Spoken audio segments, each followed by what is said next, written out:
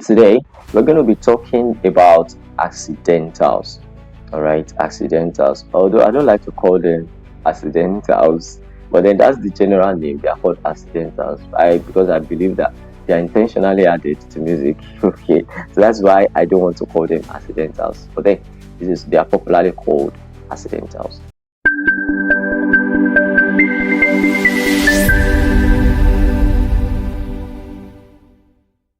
Now, definitions.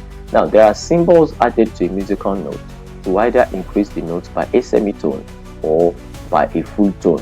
Now, later in the series, we are going to be talking about what a semitone or a half step is called and what a tone, which is a full step or a whole step, is called. This symbol right here is called a sharp. It looks like ash on your phone, right? Yeah, but in music, it is called a sharp.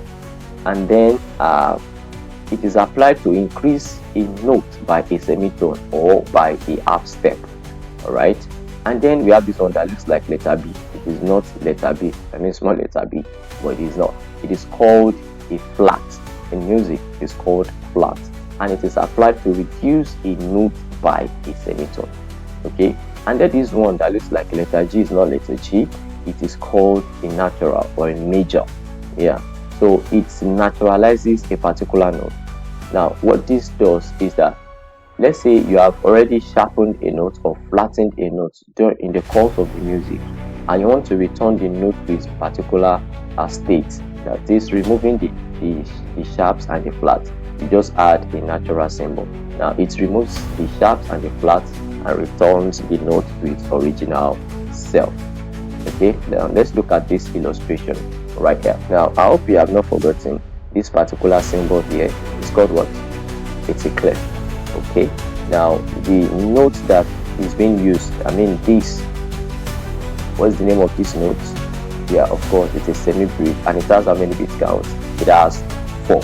That is just a quick revision of what we did in the last class. Okay, now we are not sight reading. Okay, I just needed to take cognizance of what is happening. Now, this music is on a key of G, is written on the line of G.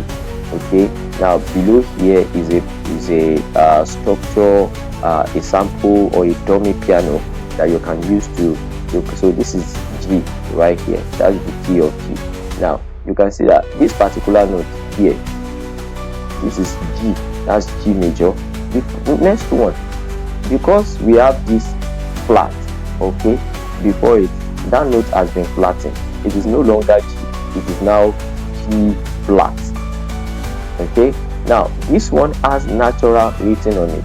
Now this tells us that the note has been returned to its original self. So which means that this particular note and this particular note have the same sound. I'm going to bring up the piano again to show us. Now this particular one right here now has a sharp in front of it. Okay, it has a sharp, which means the note has been raised by a semitone or by a half step, and this one has another natural, which means the note has been returned to its original self. Now let me bring up the piano. All right, these are piano right here. Now this particular let me bring ahead. This is line of G. Okay, so this first note right here, the first note is, that's G that I'm playing. Now when we have G flat, I am moving it by a semitone back or a half step back. So you can see now. So to the third note now, it has been naturalized, which means the flat has been removed. It comes back here. And the next one is sharp. The sharp is moving, increasing the note by a semitone. That is half step forward, which is this. So,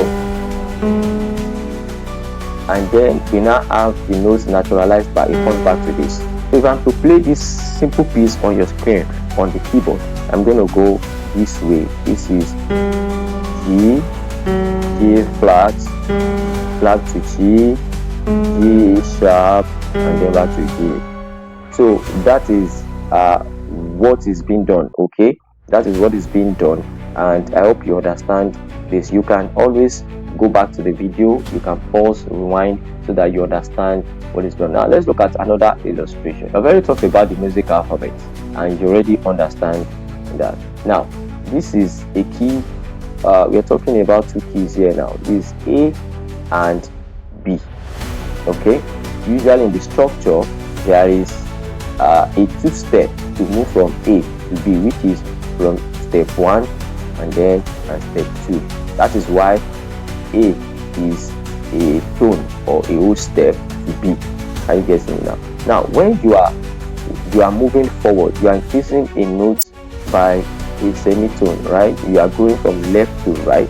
What you do is you add a sharp. When you add a sharp to A, you understand, that means you are going forward. But if you are going backward, that means you are taking B backward by a semitone.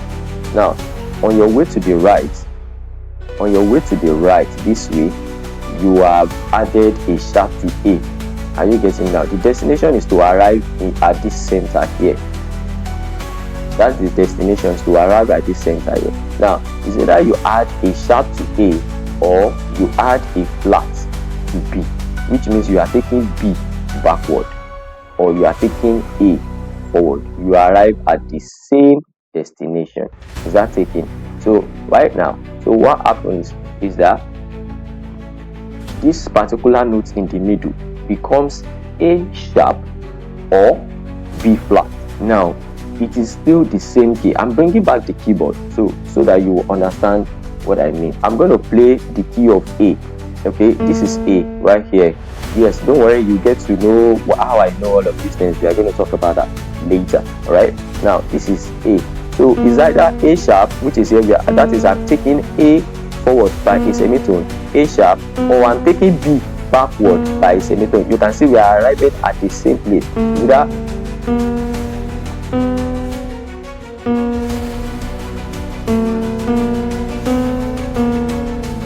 So you can hear that it sounds the same because it's the same note. So that is what happens. All right, the music alphabet. Yeah, you already are familiar with that. Now look at this. This is your assignment. Okay. Now question 1. For each note on the piano keyboard, specify the note name and octave register. Don't forget, we did that in the last lesson. We talked about C1, C2, C3, C4, and you can go and replay the video. Okay, you can go and replay the video so that you understand the assignment. All right, there are 10 questions for question 1. So for instance, let me just give you an example. Okay, this particular one, you will always find a key C before you find 2 black keys staying together. So for instance, this is a C, this is C1, this particular one is C1. So if this is C, then this is B. Are you getting it? And this is A. So this particular one is A0. Okay, that's for number 1. No, number 1 is A0. Are you getting it? And this one is B0.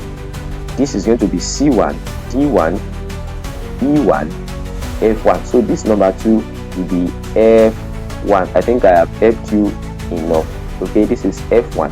So complete the rest of the assignment and forward it to my email. Once you have your answer, just drop it in the comment section below. Okay, drop it in the comment section below, and the first person to get the assignment right is going to win himself a gift. So drop your answers in the comment section. Now question number 2. What is question number 2 asking you to do? Now number 2 is saying for each note on the staff, specify the note name and the octave register. Okay, let me help you out right here. We already talked about the music alphabet. Okay, so this particular note right here, the first semi-brief, is on which key? If you look at it, this is G, this is A, B, C, D, E. So this particular note is on E. So, and if you look at it very well, this particular line is the line of E. So this place is E1 and here is going to be E2. Finish your assignment. I hope you understand that. So you do the same thing on the F line. Don't forget that the name, how the alphabets are arranged on the G clef is different from how they are arranged on the F clef.